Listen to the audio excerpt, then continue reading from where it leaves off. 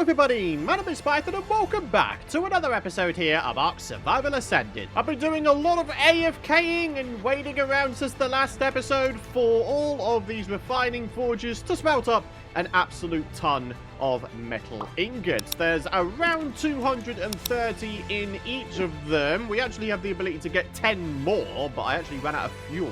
We've got 150 bits of charcoal times 10. That is crazy, isn't it? But yeah, today, my friends, we are going to finally make for ourselves a ginormous work area. And I'm thinking of putting it down here in between the two giant gateways.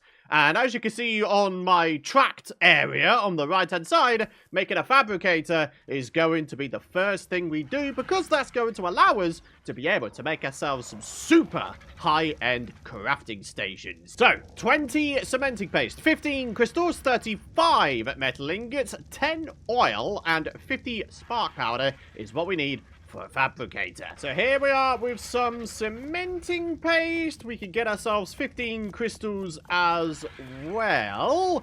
Oil. Oh, look at that. We've got plenty of oil. Lovely stuff. Spark powder is currently being crafted. Oh, no, it's now finished. That's lovely. And then 35 ingots. So there we are. The fabricator. Let's get this bad boy crafted. And then the next thing we're going to do is we are going to see about making ourselves a bit of a platform down here. It's going to become our mega workstation. Not only is there going to be a fabricator here, there's also going to be an industrial forge and a chemistry bench. We grabbed a couple of chemistry benches in the last episode as a result of looting a bunch of red loot crates. So, yeah, lots of high-end crafting stations to come, my friends, and I'm very, very excited to finally be able to do things with extreme efficiency. Alright, so a few building bits and bobs have just been crafted up, and what we are going to do is we're going to start off by placing ourselves down. I'm thinking a bunch of pillars. Maybe we do one like that,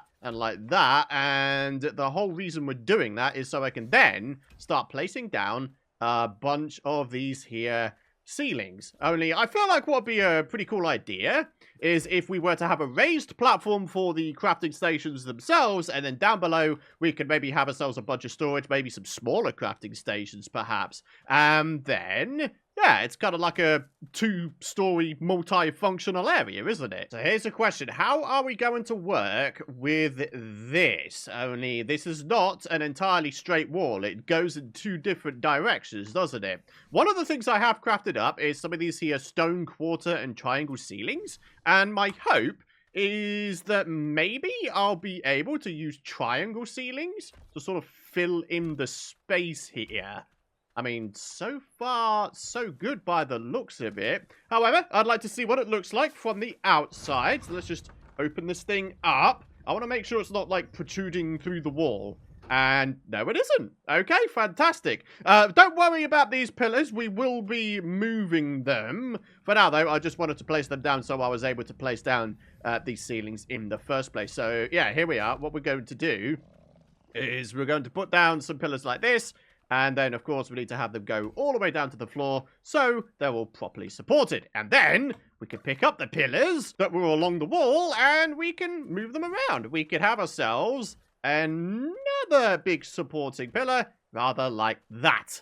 Yeah, I think that works out quite nicely. Alrighty, my friends, the platform is really starting to take shape now, and honestly, I'm staggered at how well these triangle ceilings work. I mean, look at it. There's no bits of material sort of protruding through any walls. It sort of aligns with the wall perfectly. I've said it before, and I'll say it again. They really, genuinely did do a positive number with the building in ARK Survival Ascended, and I'm very, very happy about that. So, Studio Wildcard, if you're watching, good job, seriously. And now all we need are some railings. So press R so they become railings, and bada bing, bada boom, bada bing, bada boom, and a bada bing. Over this side as well, do the exact same, and we should have this thing done in just a hot second. Maybe one at the side here, and another one at the side here. There we are.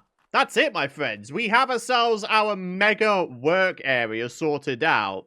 I can't remember just how big industrial forges are, though. I have a nasty feeling it's going to take up literally the entirety of this area. My hope is that it only takes up like a corner, and then we've still got a little bit of area over here. Maybe over here's a fabricator, and then in this corner, perhaps, is going to be the chemistry bench. And if there's any space in this corner, maybe we could eventually have an industrial grinder. So here we are with the chemistry bench. Let's pop up to our work area and let's see about beginning to put down these various little crafting stations. We're going to disable snapping so we can have as many different things going on here as possible. That's actually way bigger than I first thought it would be. What about the chemistry bench? Oh no, that's actually far smaller. And if we go partial alignment mode, we can get this thing to perfectly align in the corner, or roughly.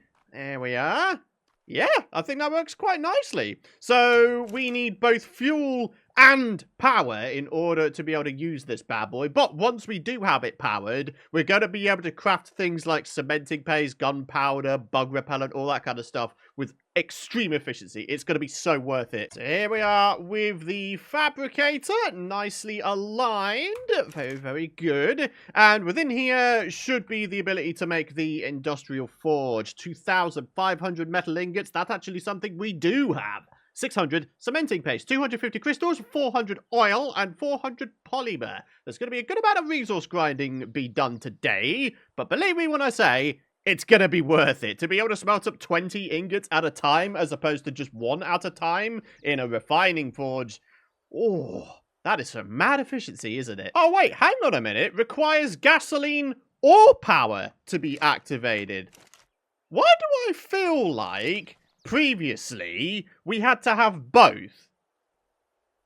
I don't know, maybe my memory's playing tricks on me, but oh well. Turns out we can use gasoline for both of those, so I'm going to use gasoline for both of those. So if I was to pop into my valuables chest, there we are with the gasoline, and in order to make ourselves some more gasoline, we're going to need ourselves a bit of oil. We chuck it in here among a whole bunch of hide. And then as time goes on, we should wind up with a steady supply of gasoline. In the meantime, here we go. We can get this thing powered if we wanted. And same goes for the chemistry bench. Very good. So now the time has come, my friends, to start transporting a whole bunch of materials. We're going to get them all in the fabricator. And my goal is to have the industrial forge crafted in the next few minutes. So yeah, let's get a whole bunch of materials placed inside of the fabricator. And while we do so, it gives me an opportunity to say a massive thank you for all of your lovely support throughout this series. I really appreciate it a lot. Of course, keep those likes rolling in if you want to continue supporting this series.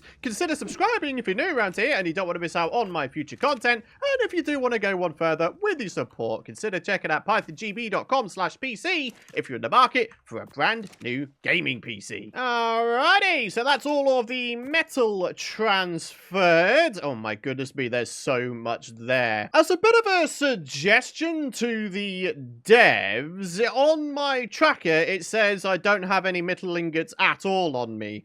I feel like what should happen is this tracker should update if you go within some sort of crafting station that has storage in it. So say, for example, you know, on my person right now, yeah, we've got no ingots. But when we go into a crafting station that does have a bunch of materials in it, I feel like the tracker should update for that particular crafting station, so we know exactly what we still need, you know? Does that make sense? I hope it does. Either way, that's all of the metal ingots transferred and done and dusted. Here we are with all of the cementing paste, and then I've got some oil and some crystals on me. Unfortunately, not enough of either of them, but no worries, we should be able to get a good amount of both of them if we just go exploring with our Argentabers and our trusty pickaxe. So here's what we're gonna do. We're gonna start off with arguably the more dangerous thing to try and get in plentiful amounts, and that's oil. For any of you guys who don't know, going to the snow biome is probably your best bet for getting lots and lots of oil. Come on then, Thunderbird, let's get going, buddy. And actually, while we're transporting ourselves, let's make sure we're putting on our fur armor. The last thing I want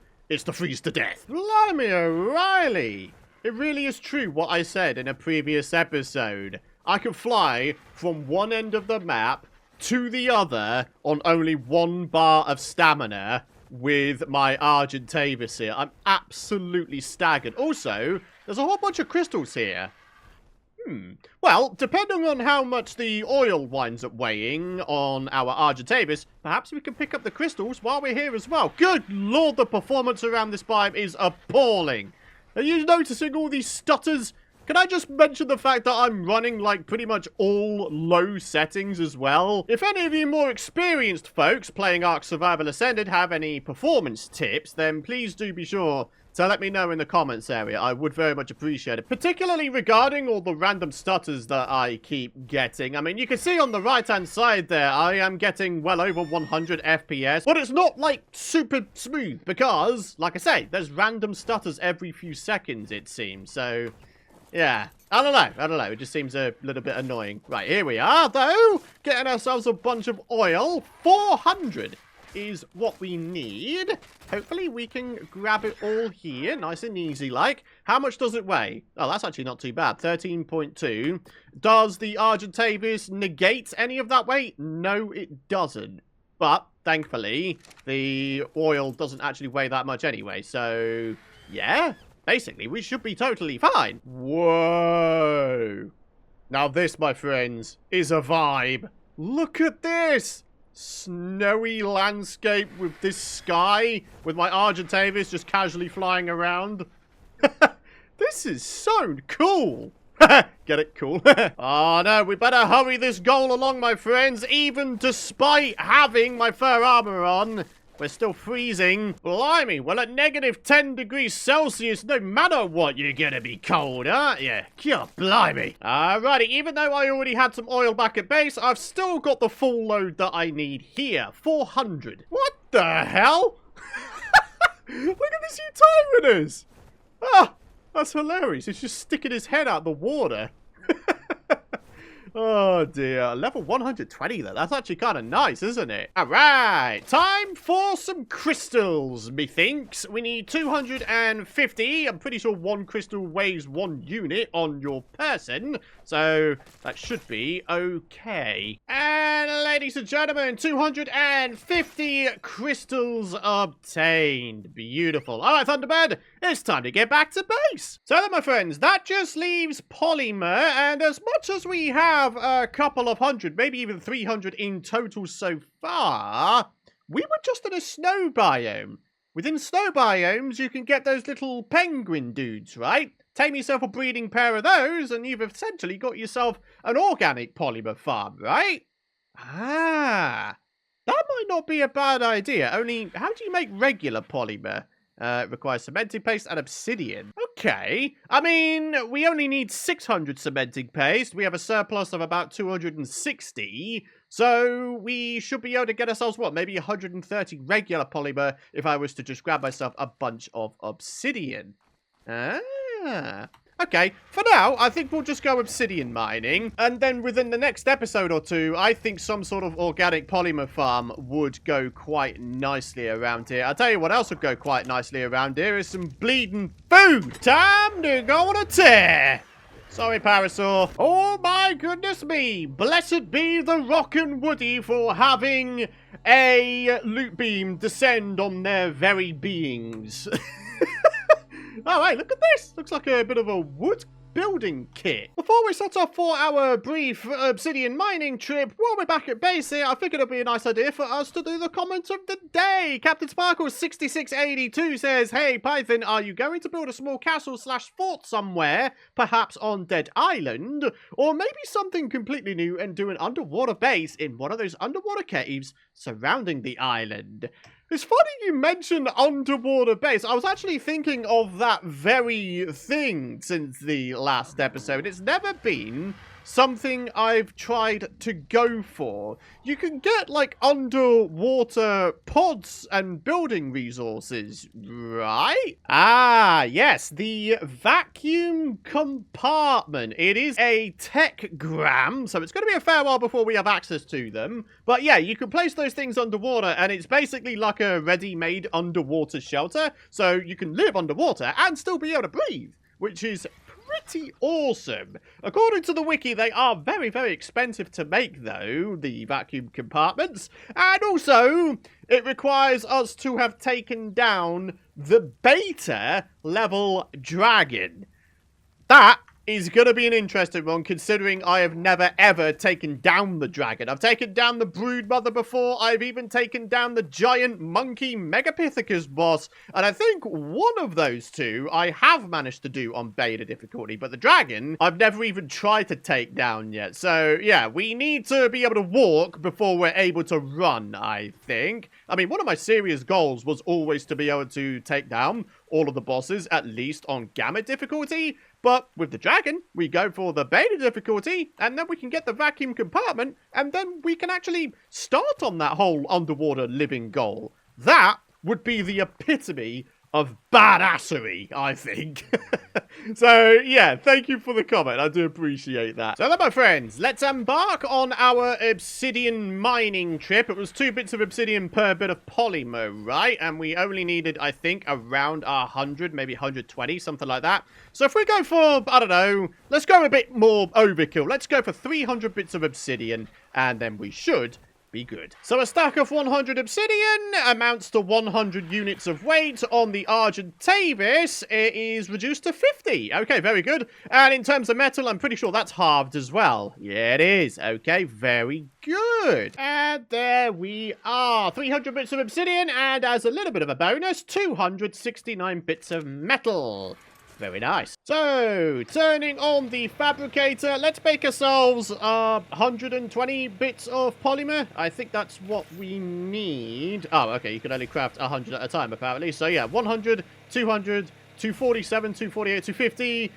This is going to bring it up to about 300. So, yeah, we're going to need a little bit more even still. So, let's go for another, I don't know, maybe another 20. So, check it out, my friends. We can also make ourselves a power generator. So, let's go ahead and get one of those bad boys created as well. I wish you could change the order of your crafting queue so I could, like, move this up. But no, I'm going to have to cancel off the queue, then make this thing, then go back to making a whole bunch of the polymer. So here we go. Going to place the generator in this corner right here. All we need to do now is we need to get the gasoline out, and then we place them within our power generator. Turn this on, and there we are. These things are still powered.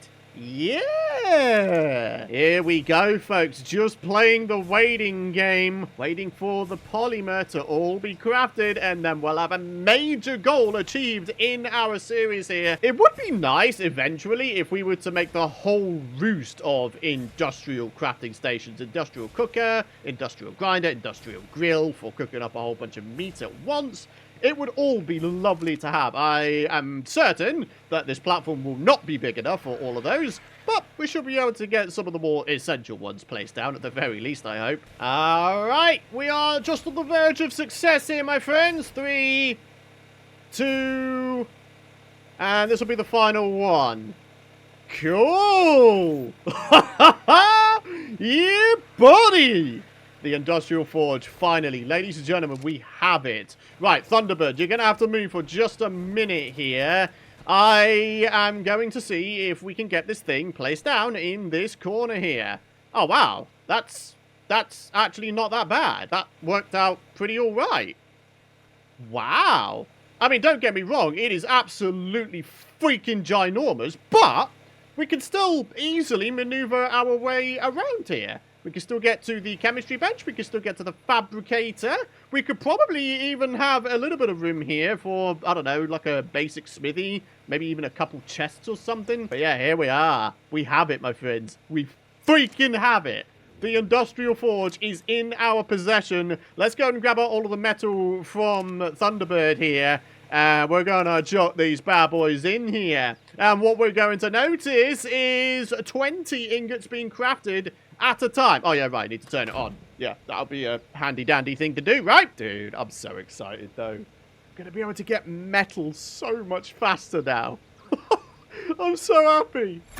So, yeah, 40 metal being consumed per time to create 20 metal ingots.